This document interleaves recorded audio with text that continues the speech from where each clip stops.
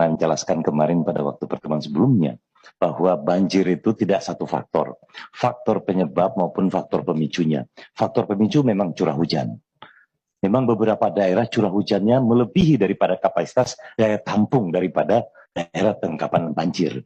Yang kedua adalah terkait dengan kondisi daripada panjang sungai maupun kondisi fitur alaminya.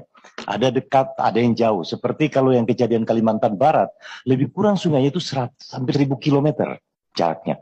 Sehingga di sana hujan sudah banjir, di sini baru jadi. Kami baru kemarin beberapa hari yang lalu pulang dari Sintang, memperhatikan tentang kondisi itu.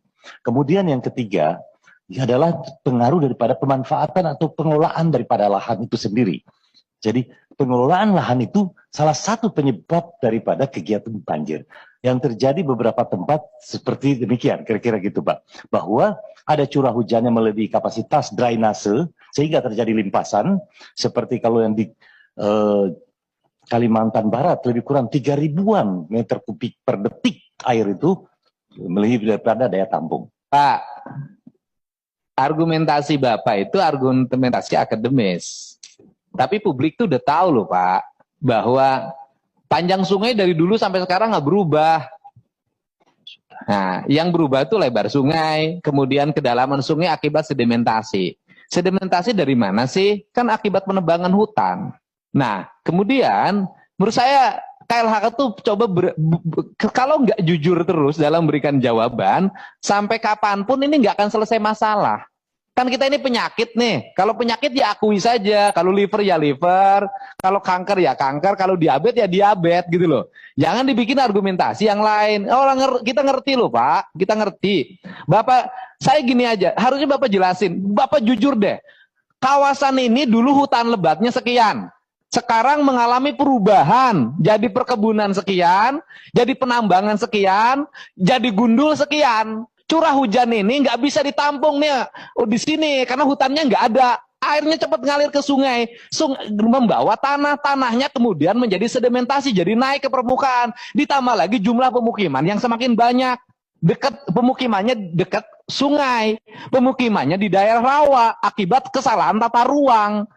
Sampai kapanpun gini dikasih jawaban begini nggak akan kelar. Menurut saya, jawab secara jujur. Kalau memang terjadi pengurangan jumlah hutan yang berdampak pada gitu loh, curah hujan yang bisa tidak tertampung lagi oleh kawasan hutan, airnya cepat mengalir ke daerah yang lebih rendah, berapa kawasan yang mengalami penurunan? Berapa kawasan yang mengalami perubahan? Berapa kawasan yang kemudian mengalami perubahan menjadi penambangan? Solusinya ke depan apa? Solusinya misalnya kawasan hutannya harus dipertahankan, mana lagi yang izin juga harus diperketat, dibuat regulasi, dibuat nota ke Menteri ATR, tata ruangnya dibenahin, ini negara harus benar. Nggak bisa begini terus. Bapak enak di sini Pak, nggak kebanjiran, orang sana kebanjiran. Tinggalkan legasi yang baik buat generasi ke depan. Saya pengen birokrat itu jujur. Kata Kiki jujur. Saya nggak akan kritisi anggaran 0, sekian, enggak. Tapi kalau urusan hutan, urusan banjir, urusan segala macam, saya akan ngomong keras. Saya dari dulu jawaban tuh banjir, tahun kemarin jawabannya itu jalan, tapi Bapak nggak ngasih solusi. Tugas Kementerian Lingkungan Hidup itu atau bersifat tegas. Sikapnya adalah menjaga lingkungan dan menjaga hutan. Seluruh dinas, seluruh kementerian harus tunduk pada rekomendasi Kementerian Lingkungan Hidup. Pembangunan ini tidak recommended karena akan mengakibatkan ini. Pembangunan ini tidak recommended karena akan mengakibatkan ini. Pengembangan ini tidak recommended karena akan mengakibatkan ini. Kawasan ini tidak boleh ditebang karena mengakibatkan ini. Sifatnya mutlak. Hukum alam itu hukum mutlak. Tidak bisa digeser-geser. Karena kausalitas. Resiko apapun harus diambil. Kenapa? Karena ini mutlak. Hukum alam nggak bisa ditafsirkan.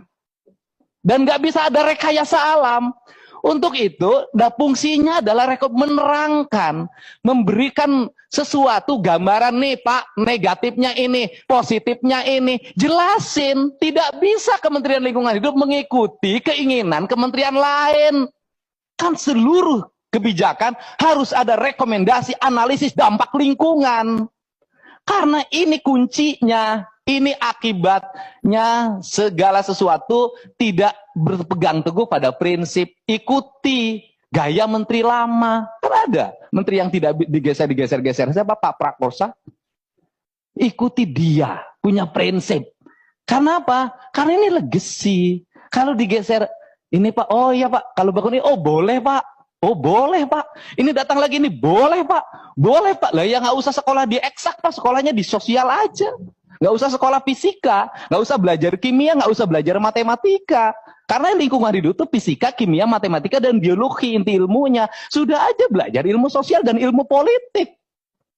Selesai Pak, sudah dirjen, nanti dijabat oleh politisi. Biar disesuaikan dengan keinginan dan kebutuhan serta perkembangan. Kan rusak negara ini Pak. Saya jawaban itu dari dulu Pak, udah dapat. Bapak ngapain disuruh ke sana kalau jawabannya itu? Saya tuh ingin dari dulu tuh, jujur deh, Kalimantan. Apa yang harus kita pertahankan hari ini? Ruas hutannya berapa lagi? Ini, kunci, jebret. Bagaimana cara ngujinya? RUTR-nya. Selesai. Tapi kalau nanti tiap tahun musim ini curah hujannya tinggi. Belum tinggi curah hujan Pak, belum. Curah hujan tinggi itu nanti Januari. Sekarang mah masih persiapan hujan. Ini Pak, ini saya agak keras ngomong ini karena sudah menyangkut prinsip-prinsip yang rakyat yang merasakan terus-terusan dikasih logika. Yang menderita itu kan orang sana yang lama di sana.